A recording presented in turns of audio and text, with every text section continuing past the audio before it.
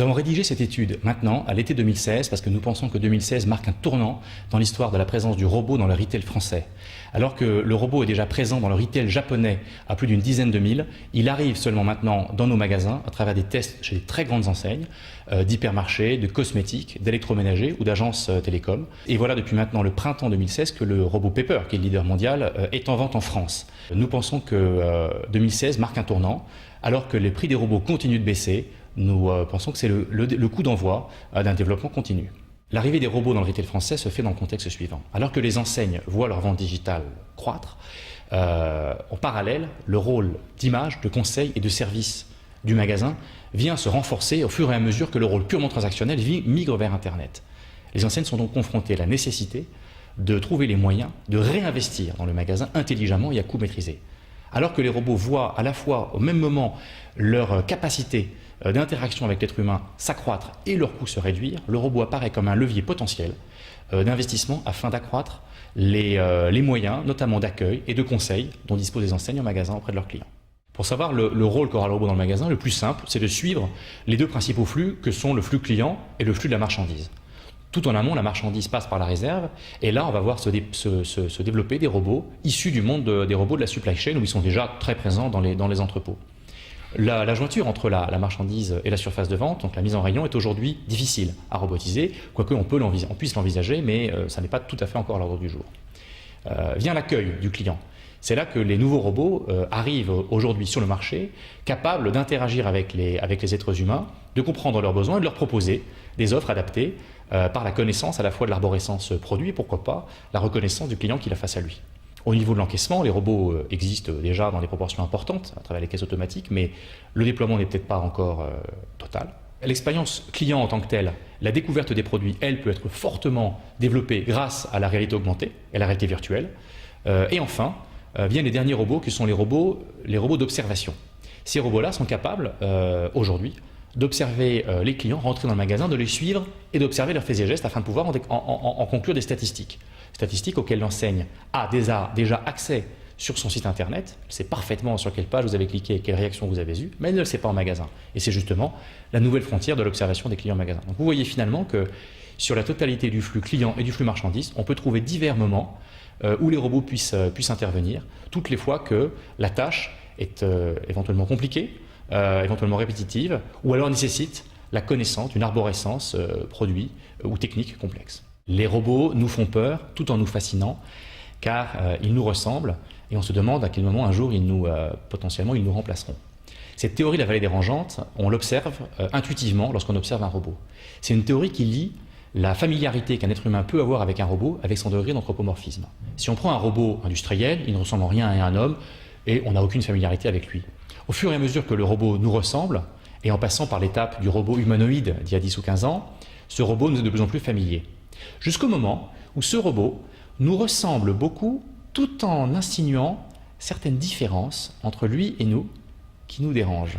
Il nous fait penser à un être humain en mauvaise santé, voire à un cadavre. C'est le creux de la vallée dérangeante. Et c'est cette vallée dans laquelle il faut éviter d'être, évidemment, soit en étant avant cette vallée, ce qui est le cas de beaucoup de robots présents aujourd'hui, typiquement Pepper, Tiki, qui sont deux robots qui sont présents dans notre étude, qui sont des robots qui certes sont humanoïdes, mais qui ne ressemblent en rien à un homme. Et ainsi, on ne les sent pas comme une sorte de concurrence contre l'homme, ils sont un auxiliaire sympathique à avoir à côté de soi. Juste après, c'est la vallée dérangeante où le robot nous ressemble beaucoup et nous fait peur, jusqu'à ce que finalement le robot nous ressemble tellement qu'on ne soit plus capable de le distinguer d'un être humain, et auquel cas, il nous sera totalement familier. Les Japonais, en effet, sont à l'avant-garde en matière de robots, robots de retail, mais aussi robots de compagnie ou toutes sortes de robots dans les unités de production ou ailleurs. En fait, les Japonais, par rapport à nous, ont une caractéristique, c'est qu'ils sont plus que nous confrontés à un problème de productivité. Et de ce fait, ont dû beaucoup plus robotiser leur économie que nous ne l'avons fait en Europe de l'Ouest. Et ainsi, ils ont plusieurs années d'avance sur nous. Et par ailleurs, ils ont aujourd'hui une sorte de familiarité avec les automates qui font qu'ils sont moins concernés justement par cette vallée dérangeante dont je parlais tout à l'heure. Et ainsi, les Japonais ont d'ores et déjà accepté dans leurs magasins des robots, notamment Pepper, qui est présent à plusieurs milliers d'exemplaires aujourd'hui dans les agences SoftBank, qui sont des agences télécom, mais aussi Aiko Shihira, qui elle ressemble à s'y méprendre à une femme de 32 ans qui vous accueille et vous renseigne au sein du point de vente. Là, on a affaire à un véritable robot humanoïde qui nous ressemble énormément. Nous ne pensons pas que les robots seront également présents dans toutes les natures de retail.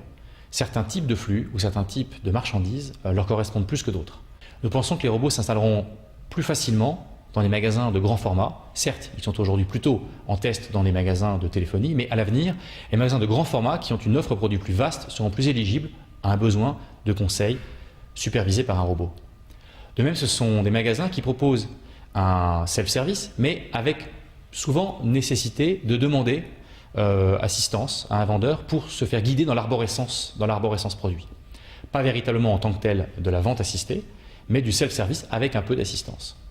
Ce sont des produits idéalement avec un certain niveau de complexité, notamment dans l'arborescence technique des produits eux-mêmes, et sans qu'il y ait forcément de connaissance intuitive du consommateur pour naviguer au sein de cette arborescence produit. Les produits plutôt de milieu haut de gamme, le bas de gamme étant a priori trop lean en matière de coût pour se payer ces solutions, et le très haut de gamme nécessitant des solutions, on va dire, d'accompagnement par les vendeurs de qualité. Enfin, des produits plutôt avec un certain niveau de personnalisation, sans être totalement du custom, mais pas à un niveau standard total.